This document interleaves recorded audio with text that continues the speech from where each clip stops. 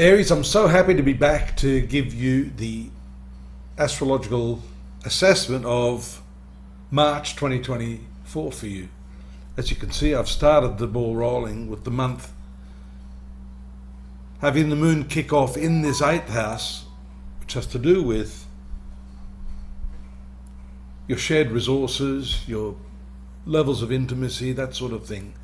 This 8th house is connected to the 12th house.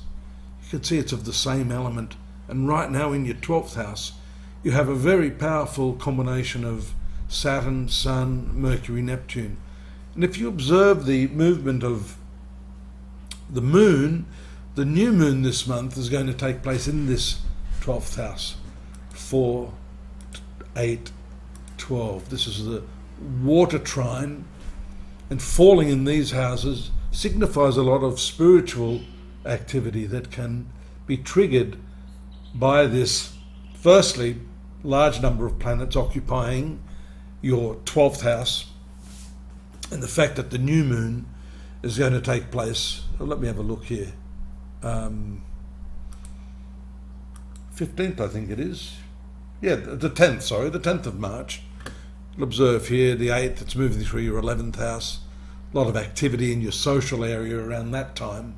And then it moves into this 12th house, which I started talking about, and to me is a focus of the month, especially having to do with your level of compassion, charity, but also a reassessment shown by Mercury and Saturn of the amount of effort and time and love you're giving people, or the situation, the job, the condition of life that you're in. Because this new moon tells us you're going to change all that.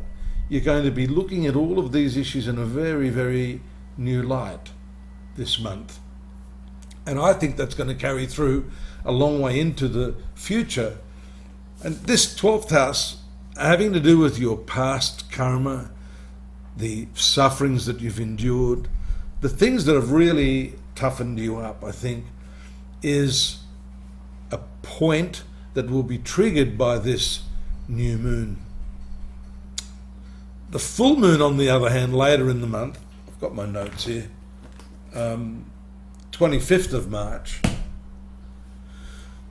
will impact this 7th house of relationships. I'm jumping ahead there because you see, prior to that, you're going to have these square aspects in the 3rd house of communication, all to do with this past karmic suffering that you've had to go through.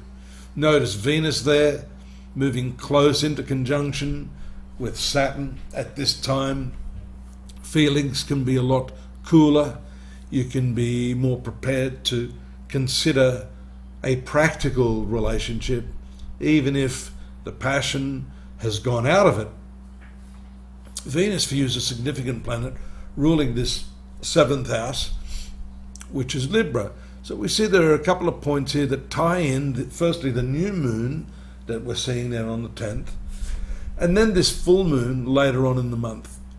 And the compassionate aspect, the charitable aspect, is linked to this element of relationships, deeper, significant relationships, long-term partnerships. They can be romantic or they can be business, but in any case, we see that there's a link here.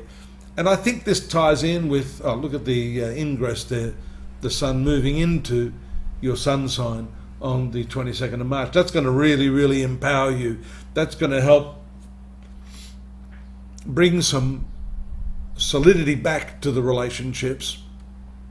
The sun is activating both your physical and mental prowess. So you've got the Mercury there, you've got the North Node at the moment showing you're prepared to use your thinking and your insights in slightly different ways. Some interesting patterns forming there too around this latter part of the month. There's the moon moving into this 7th house on the 25th. And there's the full moon taking place there, tying in all of that energy. The sun actually and Mercury brought that 12th house energy into your sun sign, and the full moon, I think, is going to activate that. So how much are you giving in the relationship, in a friendship, in a business partnership? what are you getting back out of that? Not that it should be about what you get back, but you can't be the victim, although you're trying to play the saviour role, because that's the story of Pisces, your 12th house, and the new moon that we saw there, turning over a new leaf in terms of the way that you wish to deal with others. And sometimes it becomes hardest when you are giving to the one you've been with longest, the one you love most. So it's all, this month is all about breaking those patterns of embedded mannerisms and reflexes, reactions in your relationships. I hope that's helped.